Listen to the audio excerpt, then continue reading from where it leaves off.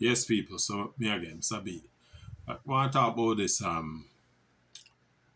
world relays that ended over the weekend in Guangzhou. I think it's Guangzhou in China. Now, um, if you follow track and field for as long as I have, and have been, you know, intimately connected to the roller coaster that has been Jamaica's participation in international athletics competition for the better part of the last, I would say, 50 years, 55 years to be exact, right?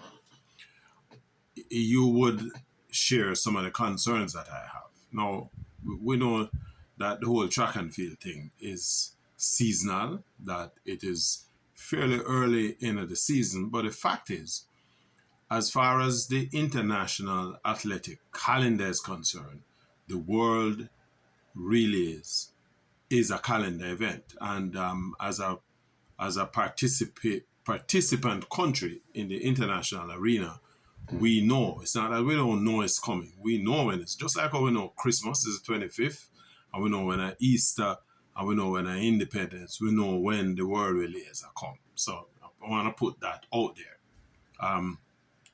And so when you watch, after watching what transpired in China over the weekend, I am forced to acknowledge that an observation that I made sometime before that is now coming to pass, right?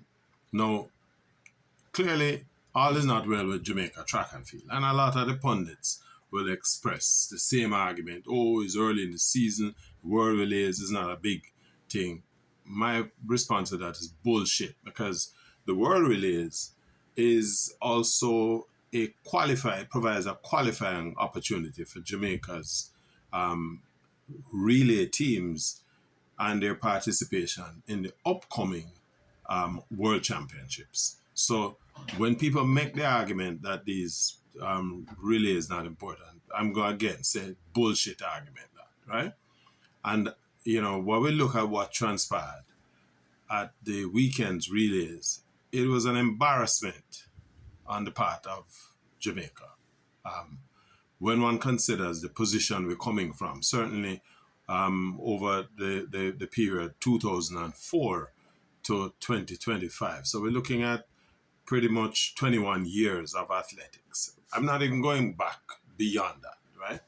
We have established a standard, almost a generation of high level performance in terms of our participation in athletics. And what transpired in China on the weekend does not comport with that. Now, I hear the argument, but when you watch a Jamaica relay team come dead last, it's not even that them come last, them come absolutely dead last. The commentators have to literally wait for the Jamaica final exchange runner for coming before the proceedings move on. And we look bad. And this is a country that over the years, and if we go back to our original participation in the Olympics, is the 400 meters that we established, cut our teeth on back in the 1940s. And so over the years, Jamaica has always been competitive in athletics. Yes, we enjoyed a halcyon period between 2012 and 2016. And again, I will go back to say that, that those performances actually started back in 2004. You can even look back to 2000 with a Veronica Campbell, in Australia. And some of the performances there. What we saw on the weekend, though, was a disaster that was happening essentially in real time. That we are unable to get the baton around the track. Granted, teams will drop batons in a relay, especially at that kind of crunch level, but it is not an experience that you would normally tie up with a Jamaica. But the reality is that we look bad. Now you look on the same relay team and we see Johan Blake. Johan Blake has served Jamaica track and field for a long time. Um, he, he has been in the thing for quite a while. The fact that he came back from the significant injury that he had is in itself a miracle. But the question we really should ask ourselves is, if are we doing ourselves any meaningful justice by having a Blake who is, past his best before date, long time, running in a relay for Jamaica? The other thing is, where are where is the talent, the members of this talent pool that have been throwing up over the years? Jamaica dominate to a large extent the Caribbean through Carifta at a different level, mind you, and I will speak to that in a couple of minutes. But at the World Under 20 Championships, we have more than demonstrated that dominance. And so when you look back at people like a Brianna Williams coming out of the World under 20 in 2018, where she double champion. Where is she now? And then you look at some of the other top sprinters that have come through the program between 2018 and now. It is not an unfair position to say that over that 7 to 8 year period, some of those athletes would be in the mix at this time.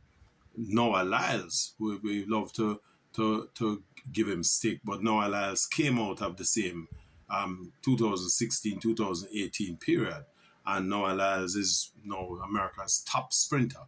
And the argument about the United States having more resources than Jamaica is a bullshit argument as well, based on a comment made by the erstwhile American female sprinter who made the same argument that the American track and field in America, contrary to what we think, Gabby Thomas is her name, where she said a lot of these athletes don't even have proper training facilities, so they are equally hamstrung to a similar extent that we find ourselves in, for the simple reason the sport don't have as much money associated with it as we would like to think.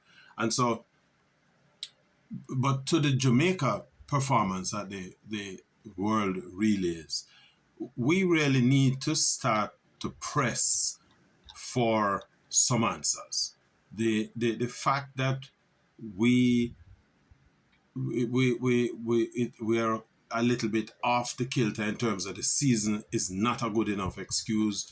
Jamaica has the one of the largest distribution of talent on a per capita basis relative to the size of its population than most of the other participating countries in international athletics. I kid you not, go look at it, right? And remember, we're not entering in all of the competing events at the Olympic Games. But the fact is that in terms of track and field, Jamaica has demonstrated this depth.